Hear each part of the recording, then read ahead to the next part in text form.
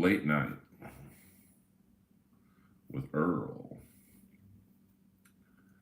I'm not even monetized yet, so is this too light or too dark? Hold on, let's turn this down a little bit. There we go, hold on.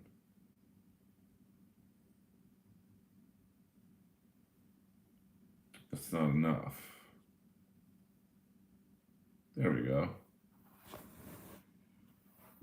Oh, Day Trois in the house. What's up? Day Trois is one of my.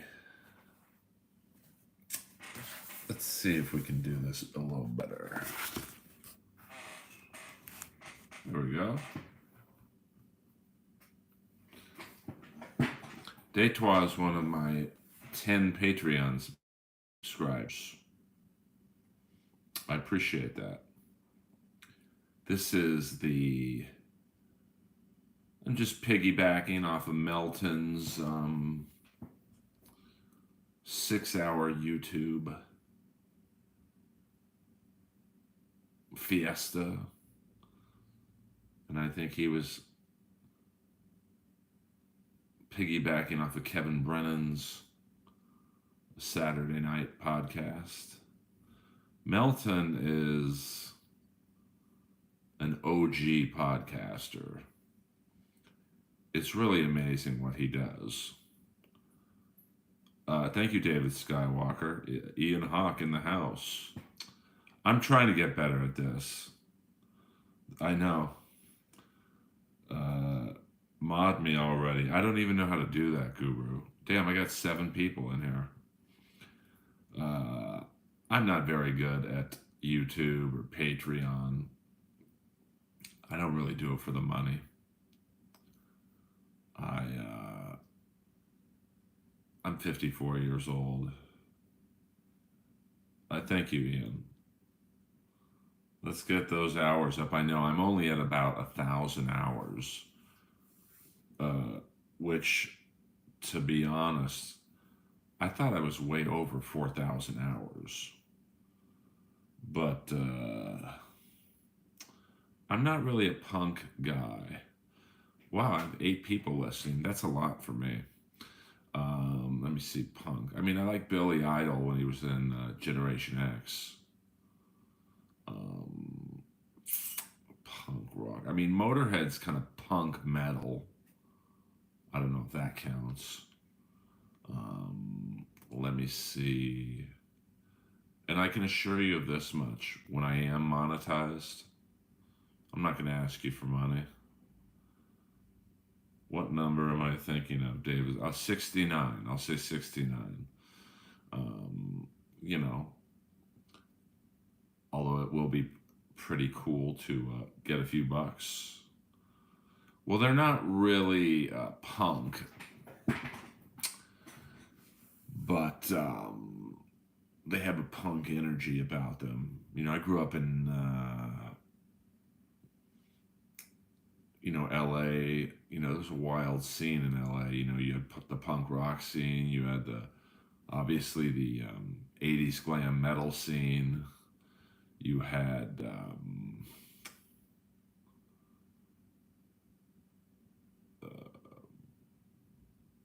like I live on the same street as the Viper Room.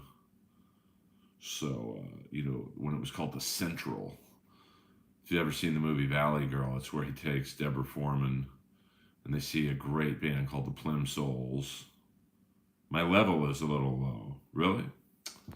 Well, I'm doing this off my iPad, so I'll get closer. I'm going to upgrade my system so I can have a little bit more of a professional vibe going on. Who else enters the chat room with their ASL anymore? No one, man. I do that in every chat room I go into. Red Band's chat room, Melton's chat room. I'm personally taking a break from the podcast wars.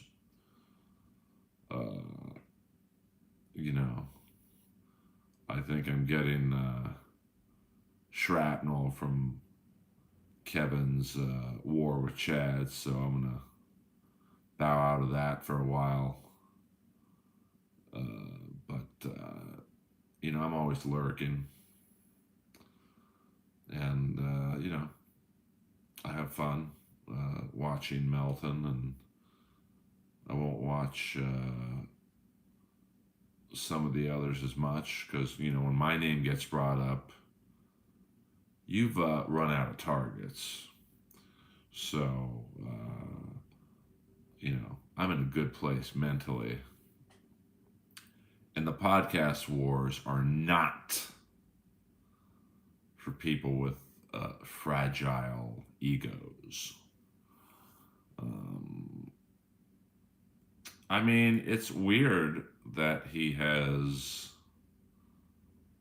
started to go after me. I've never been anything but nice to the guy. So, I just think he's run out of targets.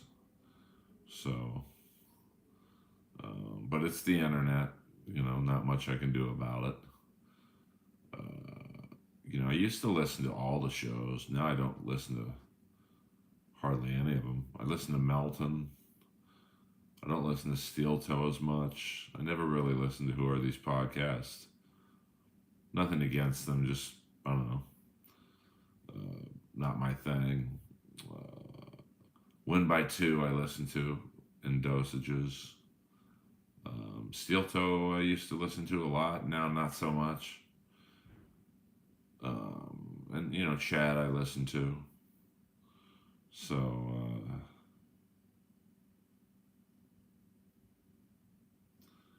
I mean, Ken Mosk is a pretty nice guy. Yeah, no, I figured as such. But I'm from the mindset that I can be friends with people even if they're friends with an enemy of mine. So you know,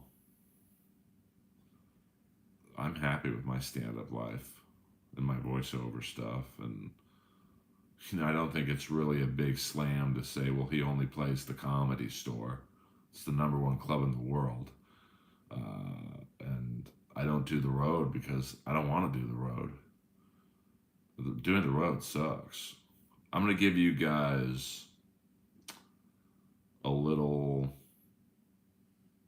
economical lesson in the world of stand-up and the road. I was recently offered a gig. I am in, and it has to do with this story. 7 shows on the East Coast, all sold out, not because of me, but because this club it's in an area where there's nothing else to do, so all the shows sell out. So 7 shows, airfare included, $5,000. Now let's break that down. And this is why I don't do the road. 4.5 hour plane ride there, 5.5 hour plane ride back. So that's 10 hours of flying time. 7 shows. Now when I'm headlining, I'll typically do an hour and 15, hour and 20 minutes. Let's just say I do an hour each show. That's 7 hours, 10 hours of flying. So we're at 17 hours right now for $5,000. Now you got to figure you got to be at the airport 2 hours early. So that's 2 hours in LA, 2 hours on the East Coast. That's 4 hours. 21 hours we're at. And then you got to figure car rides and stuff like that. Let's add another 2 hours. So for $5,000, I would be working about 23 hours. When I could stay at home, and last Friday, so 8 days ago, not yesterday, but a week from last Friday, I did a animated project. I can't say the name or the network, but you'll be able to guess loosely what network. We did the whole season in one afternoon.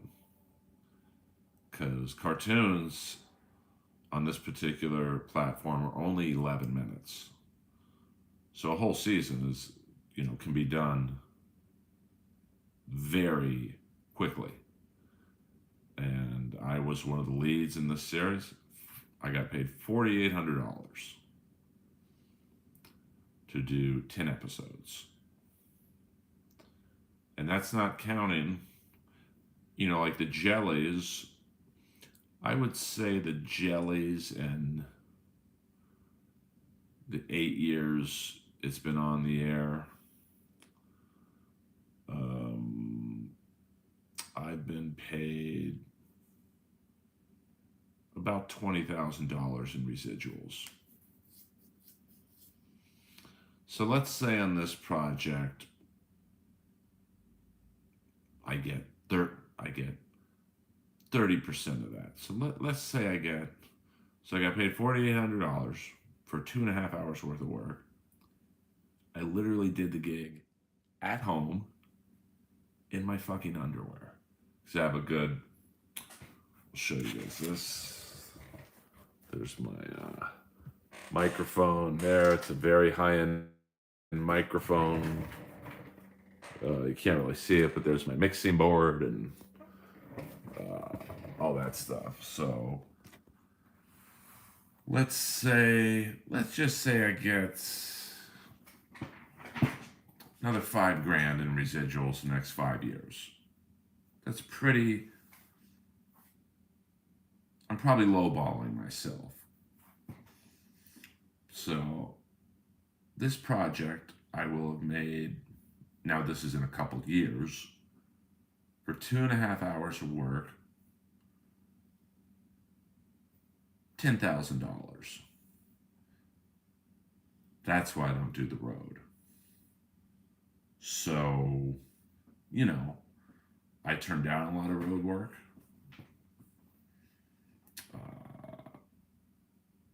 Now, I will agree with Kevin, I'm not a name, but there's very few names in comedy. So, doing the road is, what are you doing up at 5 a.m. today? Well, it's only 2 for me. I mean, doing the road sucks unless you're Rogan or Kreischer or Segura, where you're playing theaters and you're staying at 5-star hotels and shit like that. So, my stand-up schedule is busy in the LA area, but, I'm happy being at the Comedy Store. It's the #1 club in the world. So I don't take it too personally, what Kevin says. I still think he's really funny. And that's not me cucking up to him. Funny's funny, Oh, yes. Detroit, yes. You'd have to ask her. So, I love doing comedy. But I'm not going to travel all over the country and come back here maybe a couple bucks ahead. I'd rather not do it, I mean, voiceovers pay me really well. And I'm in a hard sector, to be honest with you. I'm in the deep baritone voice, so there's not really that many people that have my vocal tone. Unfortunately for me, they're all celebrities. But it almost works out where, I'm the cheaper alternative. So if Rob Riggle or, say, Dylan McDermott are too much, hey, well, how about Earl? He's got a deep voice. So, and I think I've said this before, I've actually gone on auditions for the same role as Darth Vader, James Earl Jones. And even I'm like, he should get this. Yeah, I mean, Ray DeVito loves doing the road, which is great.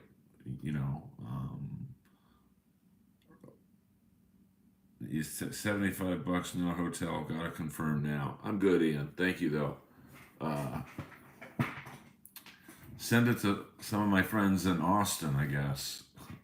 They'd probably be down. But, for me to do the road, it has to pay really well. And, frankly, I'm not a big name. So Um, I get offers all the time like, hey, will you come to Canada and uh, headline our club? And then we're doing roast battle on for the late show, and you can judge that. And, um, like, no, I'm good, you know. Uh, but, everyone's different, you know. I mean, what's up, Mumbles? Are you allowed to vote for RFKG? Yes, I am. No, it's not. I know 12 people in here. That's more. That's a lot for me. So, uh, you know, but I mean, Kevin is really. I think Kevin and Melton are really the two comics that have paved the way for idiots like me, and really any comic that you can make a few bucks if you're funny. And I think ultimately that's the. And Chad. I mean, Chad. Listen, you might not like his methods, but Chad doesn't have to do the road because he makes a fair amount of money with the super chats and his Patreon level. I absolutely wish I had more Patreon subscribers, but and I think if you go on my Patreon, you'll see I provide a lot. But for whatever reason, it's just I don't know. I'm having a hard time connecting on that. What up? What up? But I don't really care. Like, I'm not really in comedy for the money. If I was in it for the money, I would have quit a long time ago. Do I wish I had 500 subscribers or whatever Kevin has, 900? Sure. Who wouldn't? But here's the funny thing. I only have, I think, 10 subscribers right now. I'd give you the same shit whether I had 10 or what Kevin has. So, and when I get monetized on YouTube, I mean, obviously, if the channel ever got popular, you can't read every comment, but I'll read the free ones too. You know, my attitude when I get monetized on YouTube will be, hey, if you like what I do, throw me a few bucks. I'll never ask. I'll never say hit the like button. I'll never say here's my goal. I don't have any financial goals because I do well with voiceovers. And the other night I did the main room at the Comedy Store, completely sold out, $400. I'm good with that. Was in bed 5 minutes later. So,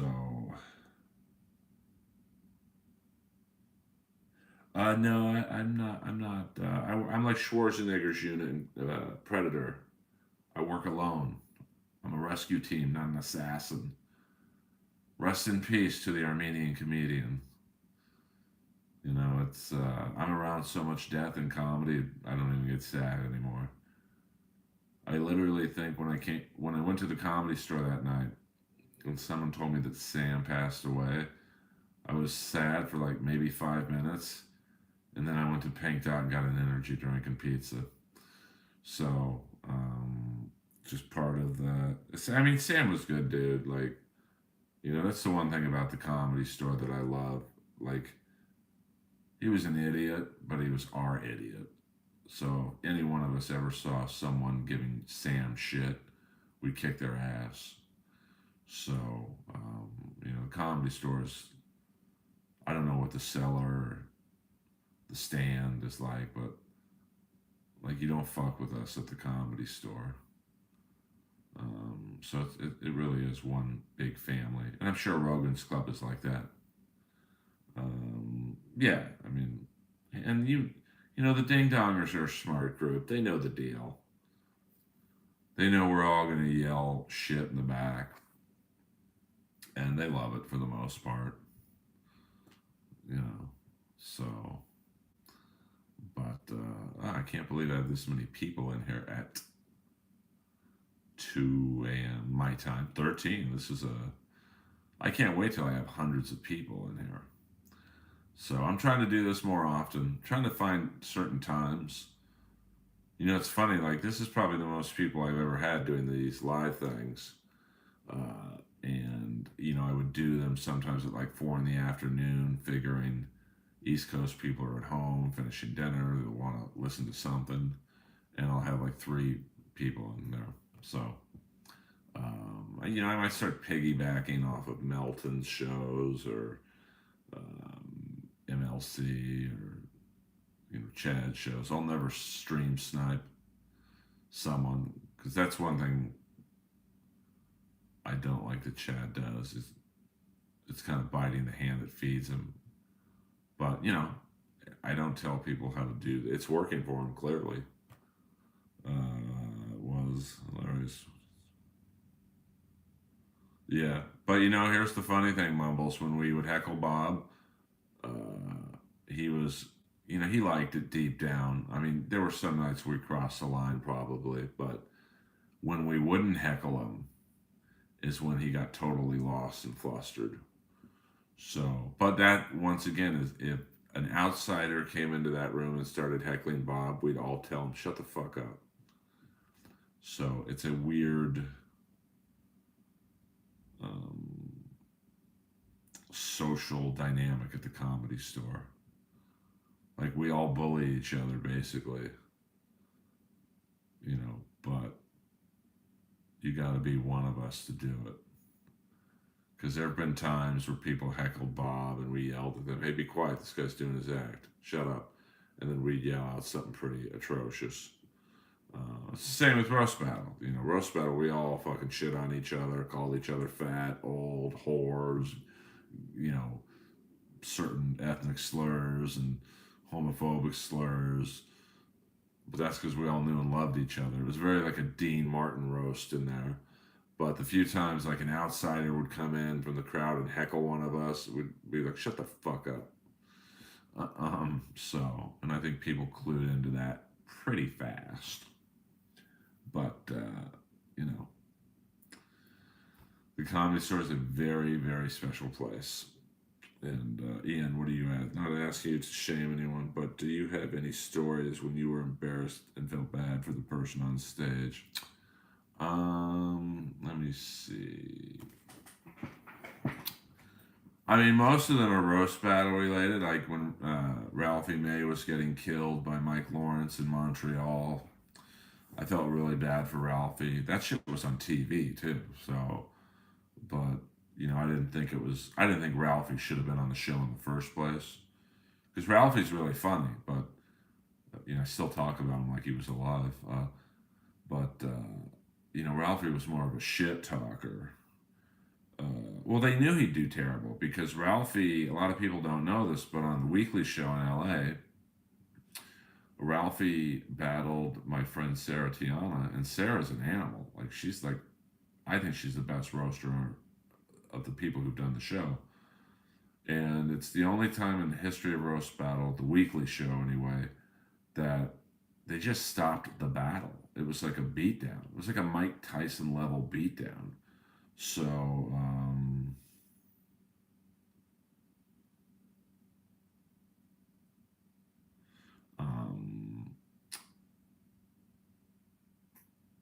Jeff and his manager, they knew Ralphie wasn't going to be good at Roast Battle, and they still put him on the show. So, and then I'm trying to think, there was a girl by the name of Ashley Barnhill. She's really funny, and she was very good at Roast Battle.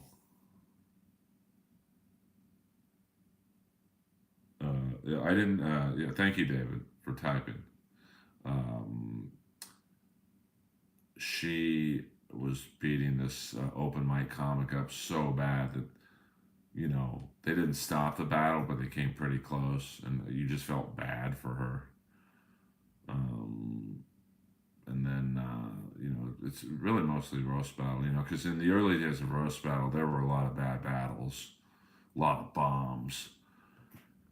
So, that's really why me and Moses did so well together, because we would save the room when one person wasn't doing well. So I think there was one time Kim Congdon, great roast battler and great comic, she just got passed at the Comedy Store. She was battling this girl and beating her so bad that the girl started crying. And Kim was just like, what was her name? I forget the girl's name. We'll call her Jackie. And Kim just looked at her, and the girl's name was Amy. And me and my girlfriend at the time, we were at the heckler's table, and Amy kept looking at us for help, and it was just like there's nothing we could do. And so she started crying, and Kim was like, "Hey, Amy, why are your eyes melting?" Because she was starting to cry, and I just like I felt pretty bad for Amy. Um, and then like when Steve Renazizi fumbled his joke against Sam Morrell, I felt bad for Steve. I mean, he shouldn't have been on Roast Battle. He's a great comic, but he was in way over his head, and so um, I don't know. I don't mind funny women. There's a lot of unfunny men, so um, you know,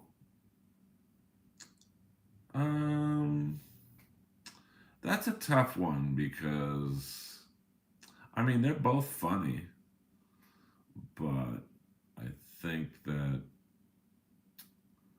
they don't like each other. So a lot of times when the actual roast battle people don't like each other, it just turns into a shitting on each other contest. It's not funny to me.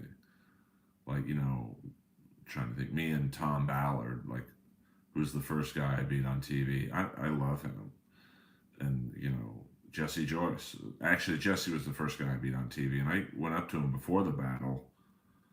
Yeah, it's only funny if it's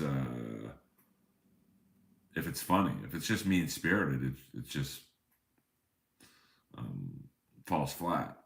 Um, but I went up. I like Jesse so much. I like Tom and Jimmy Carr and K. Trevor Wilson and Tiana. I was like, hey, is there anything you don't want me to say? And so, um, you would think in theory that it would be good if the two people really didn't like each other, because then they could go all in. And I think out of all my battles, I really only didn't like one person, and I beat them, but I didn't really feel good about it after, because I went a little meaner than. I don't think Jeff would do it. I mean, I know he wouldn't do it because he knows I have no filter, and he knows exactly um, where I would go. And I mean, Jeff is kind of a lazy comic, so he would just pay like my ex girlfriend to write 5 jokes about me, and I've already beaten her, so I'm not. I wouldn't even be battling Jeff. I would be battling my ex girlfriend. like so. At one time, I wanted to battle him, but not anymore. I don't really want to battle anyone. I mean, when you beat Jimmy Carr on TV and it does absolutely nothing for you, like there's not a person from the past or who battles now, whatever they call it now, that it, I just wouldn't mean anything to me. So, I mean, I was definitely in the prime of the show. I mean, now it's a bunch of open micers for the most part, trying to grasp onto a show whose prime was probably over season 2, and that's 2017. So, I mean, that wouldn't be good. I mean, Perry would be in over his head. I mean, yeah, I mean, Ray and Chad. It could be good. It could be bad. It's roast battle's not really about comedy. It's skilled bullying. That's all it is. So it's really hurt them before they hurt you. Call someone fat before they call me old. Call someone a whore before they call you whatever you are, if you have a big nose or whatever. So um, I mean, yeah, I mean, that's the thing about roast battle. That's what I was best at. I was very quick. Each battle I did, especially on TV, I mean, I certainly wrote a lot of jokes, but you also have to be self-aware, like which was what Ralphie May wasn't. Ralphie was 600, I think he was 594 pounds at the time of death. So, you know, if he's going to battle, there's going to be fat jokes. If I'm going to battle, there's going to be Earl's so old that blah, blah, blah. If you're a whore, people are going to talk about you being a whore. So have the jokes, the rebuttals ready. So, but now oh boy, I've watched a few current roast battles, and there's a few good ones, a few good people who do it, but under five. But I don't really keep up with the show, so um, things I would.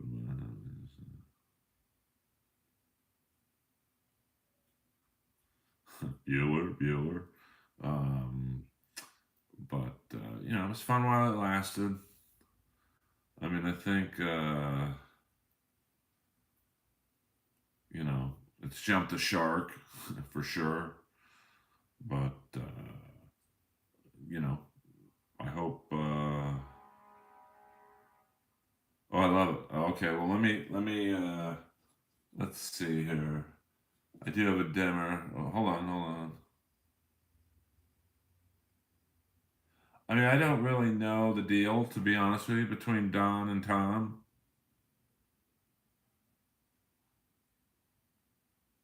Hello.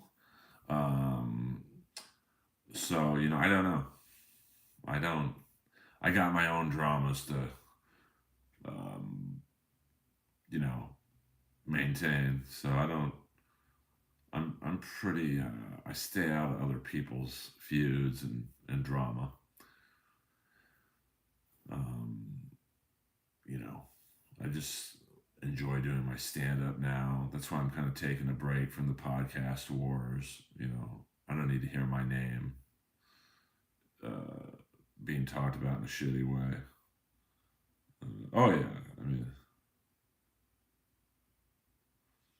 I mean, I think there is a lot of drama in comedy, no doubt about that. Um, you know, it's and a lot of the drama has to do with you a lot of it's sexual drama where you date someone and then you break up with them, they break up with you, and then you got to see them fucking one of your friends, and then it gets you can get pretty wild pretty fast. So you know that's another reason I left roast battle. I mean, literally the whole room's fucked everyone. There's not elephant brothers. There's like elephant trees. Hello. Um. So, but I'm probably gonna end this now. Although there's 15 people in here, that's a lot for me. So I appreciate you guys tuning in late night for some just some mindless chatter. Onion signals, yes, we are Agent O's. Agent O's are everywhere. So if you don't follow me, I'm at Earl Skakel everywhere. 17 people in here. Wow, I might stay on a little longer. That's EARLSKAKEL. And, you know, I am on Patreon. Uh, give it a look. And then I'm gonna, experiment with different times, different subjects. I did some hockey episodes of the live. The first one or two did well, and then the last one didn't do very well at all, like under 100 views. So I'm a work in process here. I might um, start watching a TV show, and I know a friend of mine does a Survivor live stream after every episode and breaks it down. And even though I do the Comedy Store Wrestling podcast, I might start breaking down AEW Dynamite every Wednesday night after, so people know, okay, Dynamite's over. I mean, it's all good. Jeff will take himself out. Um, which really sucks because I used to be a fan of the guy, but then you get to work with him, and I was closer. I mean, I guess I'm closer with Chad. I mean, but I was pretty close with Brody. I mean, I'm not gonna lie, we weren't like fucking best friends or anything, but yeah, I don't. I tried to watch El Horrible stream. Like I watched Kevin a lot, just because I think he's really funny. I really did watch Steel Toe a lot, but the constant asking for money just, I don't know, for some reason turned me off. Um, for some reason, I just never got into who are these podcasts. Um, of course, I'm a fan of Shuli's and a friend, but I don't watch a lot of his shows. Um, so it's there's so much content out there that I just woke up. I know, Dominic. Well, I'm just about to go to bed. So Kevin is hilarious. Some people don't get. I mean, I get his shtick, but I do think, at some point, when you run out of targets and you're now hitting me and Ken Mosca, it's just like, I won't say who told me this because I don't know if this person wants his name out there, but I think with Kevin, he had the perfect analogy of Kevin right now is like a school shooter. He's just shooting everywhere. And now I'm his target or whatever. But, I mean, what can I say? I have 10 Patreon subscribers, but I'm not, I started Patreon almost for fun. I certainly wish it, like I said earlier, I wish I had more subscribers, but I'm not really doing it for the money. Um, so, who mentioned me once? Sorry. Um, oh no, I mean, Mark, you don't have to, like, I'm not trying to get people, like, I know there's a lot of us asking for money. Thank you, Mark. Oh yeah, I mean, I got no problem with them. I think I just blow back because I'm friends with Chad, and but here's my thing, because I think in the podcast wars, there's not that many people. You've got MLC, so Kevin and Bob. You've got Chad, Shuley, who are these podcasts? Steel Toe, the Total BS Show, Insufferable Bastards, Corn Diff, Jake. So you've got like under 10 people, and they've all attacked each other for the last year. Stuttering John, I guess. Yeah, win by 2. So, still under 10. I mean, I don't really count Jake, but like, so they've all gone after each other. 100%. But, it's like Kevin doesn't have to leave his neighborhood. He's making 30 grand a month on Patreon and YouTube. That's 360 grand a year. YouTube takes their cut, taxes. He's clearing 200 grand a year. Or whatever, something in that ballpark. Why? Once again, it's like the example I gave you of why I don't do the road. Why in the hell would Kevin leave his neighborhood to do, let's say, Side Splitters in Tampa? By the time he goes there, leaves there, he's maybe making $1,000 profit, $2,000, whatever he gets paid. I don't know. When he can just do a super chat, a couple episodes, and make double what he would have made doing the road. And you don't have to travel. You don't have to worry about the airport, flights being delayed. I mean, the road sucks. Um, if you're at like mine or Kevin's level, which is super funny guys, but we're not big names. I'll speak for myself, and yeah, I mean, like I love stand up, but you know,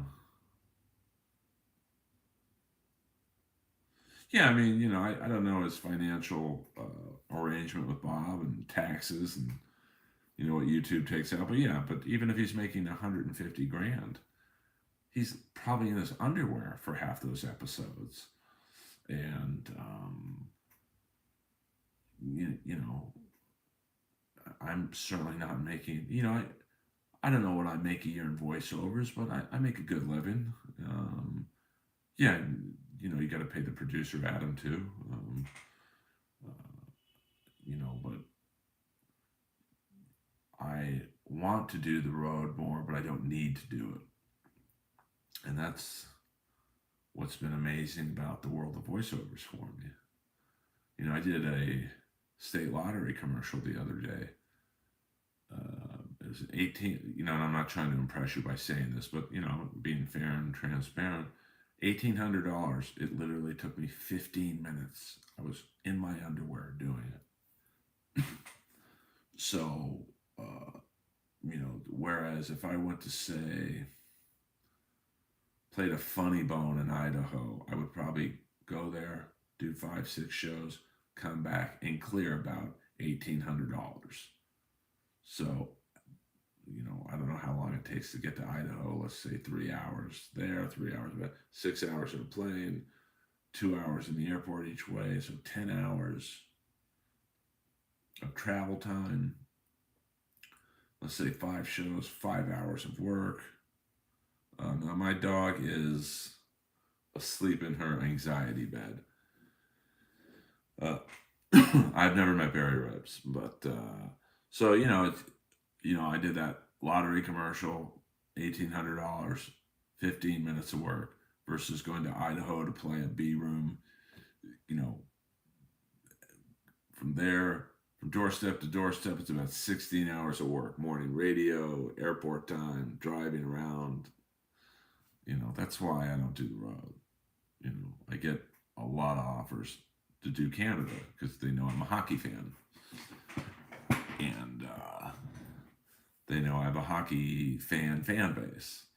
But, traveling to Canada is even fucking worse. Customs and, just longer lines. So, yes, I mean, well, the funny thing is, I didn't audition for the Jellies. Tyler, the creator, saw me at the Comedy Store. But, for like the lottery commercial, I had to audition. Um, for sorry about that, David. For most things, I have to audition, but I'm known enough in the LA comedy world that I don't have to audition for a lot of things, or a fair amount. I won't say a lot, but which is great.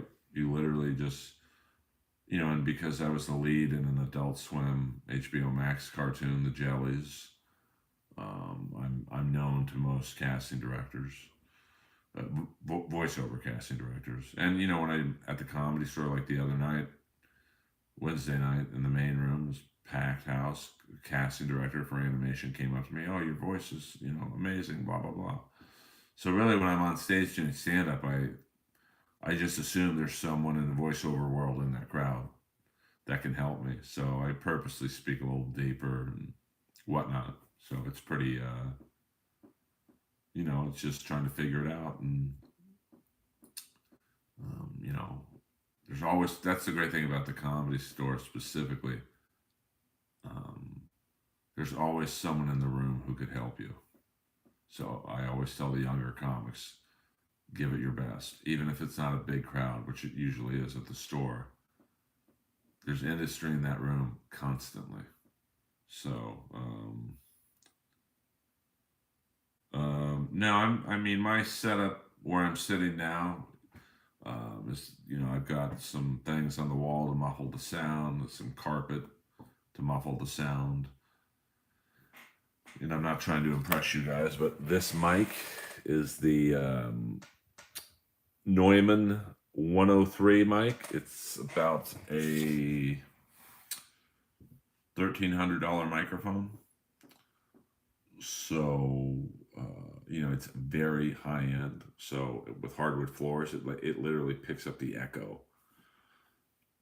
So you have to have carpet. But this is an odd camera setup, but I do kind of like it. Now I'm working on getting almost like a talk show like setup. But my hope is people are fucking around on YouTube and they see this setup and go, it's different. You're looking up my nose. But for now it's as good as I can do it. I do have a iMac, but I think it's actually better through my iPad. And right now my iPad is on a book, so I could raise it, or I guess I couldn't really lower it, but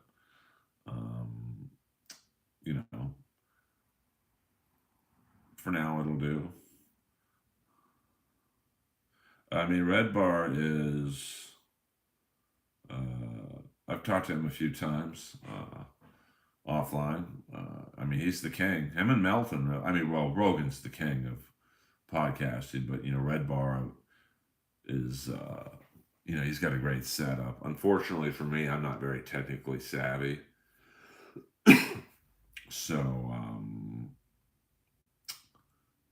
this is about as technical as I can do it with my neon sign in the back. But hopefully people, what's that? It looks like the rap font. That's exactly what it is. So hopefully people dig it, and this is almost like a public access podcast. It's so bad and so low tech, it's good. And I mean, Kevin's background is very low tech and whatnot. I mean, I do love the sign. Shout out to Radical Neon, that's with a K instead of a C, on Melrose Avenue in Los Angeles. They did it in about 4 days. So the guy was great. So if there's any last minute questions, ask away. Otherwise, I'm going to go I got to walk my dog first. Lois got to go pee-pee. And, I'll see you another few times this week. I think did you check the dumpsters after Gordon's The Late Show ended? You could have a whole set like Kramer's Merv Griffin show set. I do think that once I get my new setup, I hired an audiovisual guy. He's going to come over and check out where it would be best acoustically. I do have a fun little setup I want to do with wrestling dolls and, a couple movie props like Stallone's hat from Over the Top Comedy Store record player, which is right here. Just make it, I mean, obviously not quite his, oh, there we go. It's a little better. Not quite as cool as Red Bar's setup, but, pretty nice. And, take it from there. And, I think nowadays, I'm told I'm not a draw or not a name. The way to build your draw is develop a social media online presence, which I don't really have. I mean, it's not great, it's not bad. But, I guarantee you Kevin's road work and Bob's is increased because now they have a lot more fans. And that's the great thing about YouTube is if you're an older comic like me, Kevin, Bob, others in that age range, Chad is almost 50, you can kind of squeeze in on the social media game and have a bit of a draw because people this is podcasts are basically long form commercials for you to say, hey, at the end of the podcast, I'll be at the Comedy Store Wednesday night. Come see me. Hey, come follow me on Instagram or TikTok or whatever. Now, luckily for me, a lot of people have different handles. I'm at Earl Skakel on everything. So I'm very easy to find. And on YouTube, I'm trying. I mean, I think I've gone in the last couple weeks from, I think, 239 watch hours to almost 1,000. So, I still don't quite understand the rules. I mean, you think that I think I've been on YouTube for 17 years, that I would have more than enough watch hours now. But my friend, the great Zen's producer, has explained it to me that they totally scrapped who can be monetized, and you almost have to start from scratch in terms of watchable hours. I've got the subscribers. That was pretty easy. So Becky is the best. She really I think she helps out Chad and maybe someone else, but she definitely helps me out a lot. And I owe her a lot.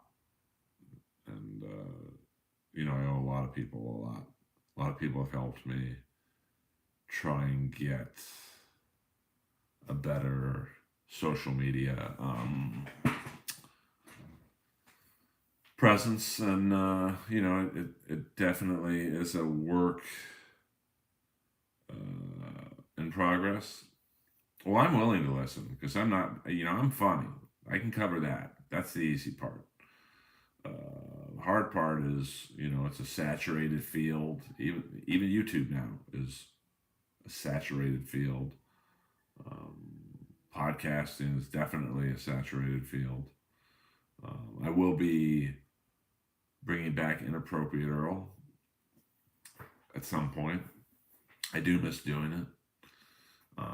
But, I think I'm at 360 episodes, and I hope to rebrand. It will still be called Inappropriate Earl, but I hope to, tinker with it and,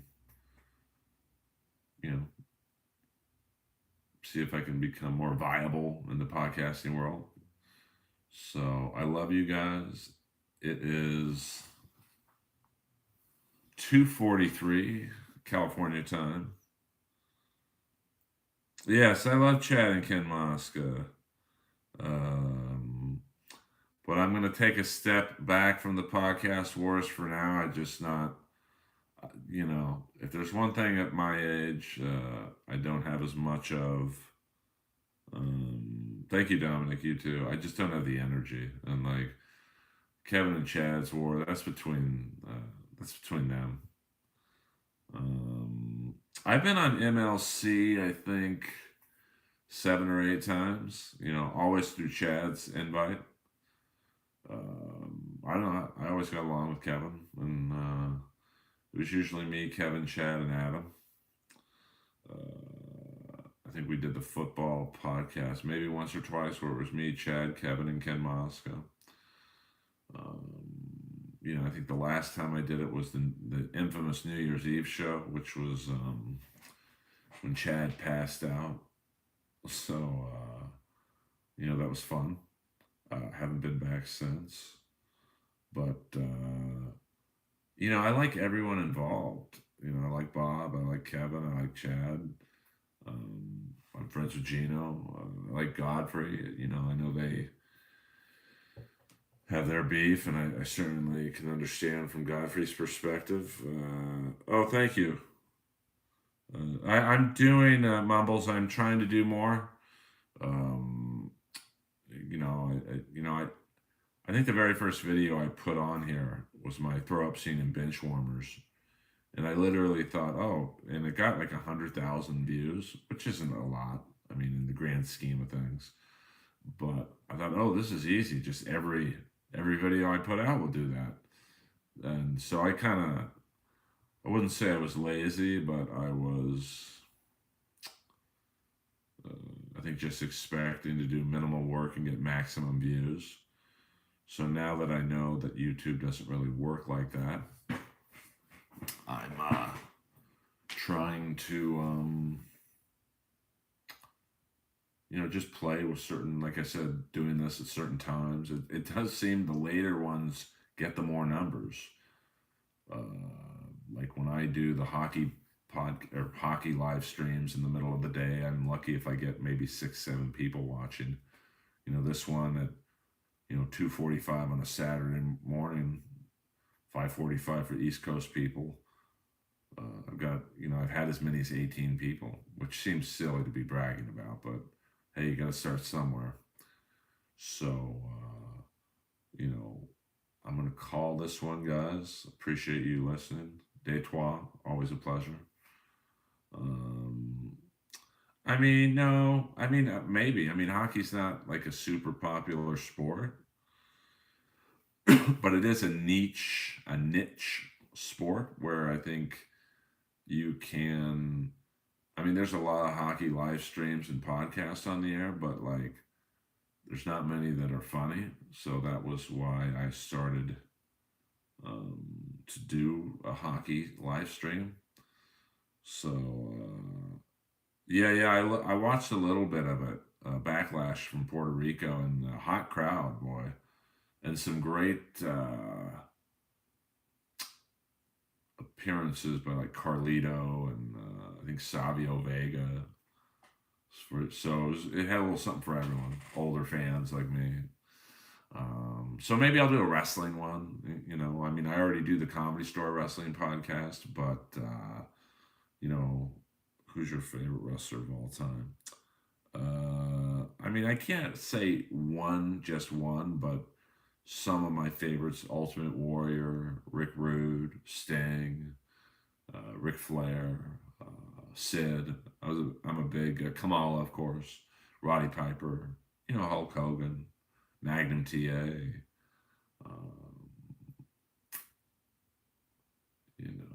the Von Erich family.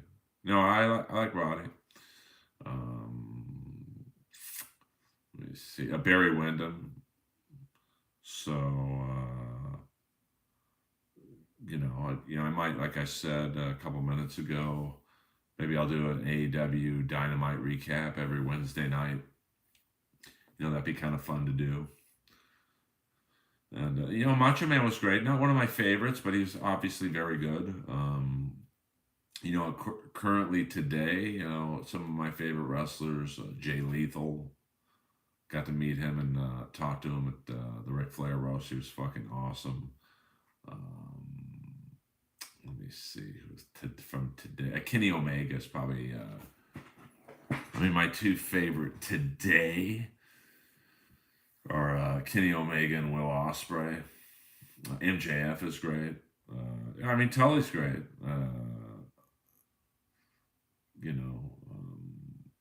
There's so many. Yes, Dark Side of the Ring. I've talked to those guys on Twitter, giving them some topic ideas. They haven't taken any, but that's fine. There's so many wrestlers. Gino Hernandez was great. Abdullah the Butcher. Taya Valkyrie, the female. She's probably my favorite female wrestler right now. Britt Baker. I'm trying to think who else. Orange Cassidy is great. Miro is great. Dolph Ziggler. Giant Gonzalez. I was obsessed with. So there's just so many wrestlers from the past. Gary Hart.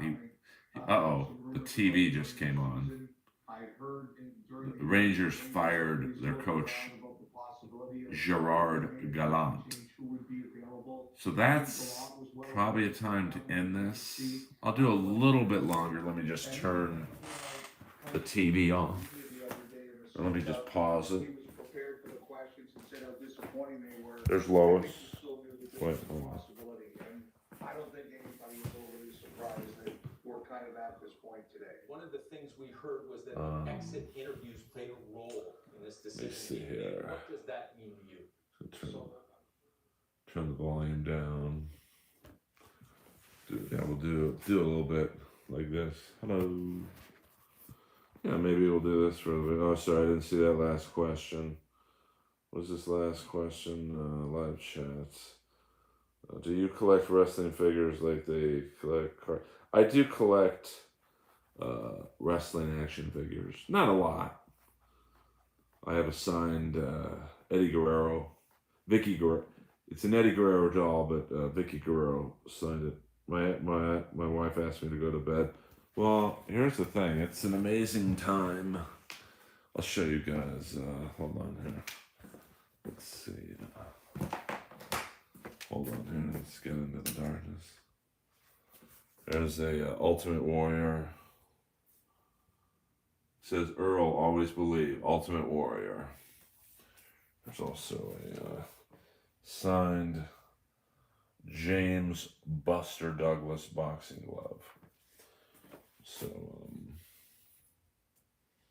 we'll do this here. Rudy Poshek. Framed jersey. A couple players signed it. Rudy signed it. I think, I forget who else signed it. I think that's Brant Myers. Who the hell knows? But it sounds like... yeah, I do have... no, those are my hockey trophies. I was quite the ball hockey goal scorer. See if I missed any chats here. I don't know how to do this. Let me see. That's sick. Yes. Earl is poke. Sounds like UW. Wait, hold on. I don't get that last. Sorry about this. Sound like UW. Who's that? I don't know who UW is. Sorry about that. It's late for all of us here. UW. I did. Well, ball hockey. Well, no, I played in this league in. Ultimate Warriors. I'm sorry. I played in this league in Orange County where it was basically a pro ball hockey league. So it was very competitive. I mean, there were fights. One guy lost a testicle. He got hit in the balls with a ball. I mean, I think they timed my wrister at 80. I think it was 83 miles an hour with a radar gun. So, my slap shot was probably with a ball, probably over 100. But there was a kid.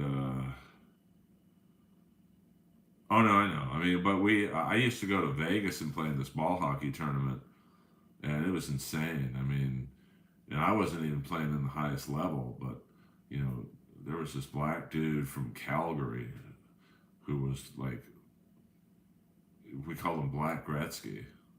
And it's funny, I played in this hat, and every time, because I have a really hard shot, like I was just talking about, and every time I would wind up, the other team would be like, don't let Waldo shoot.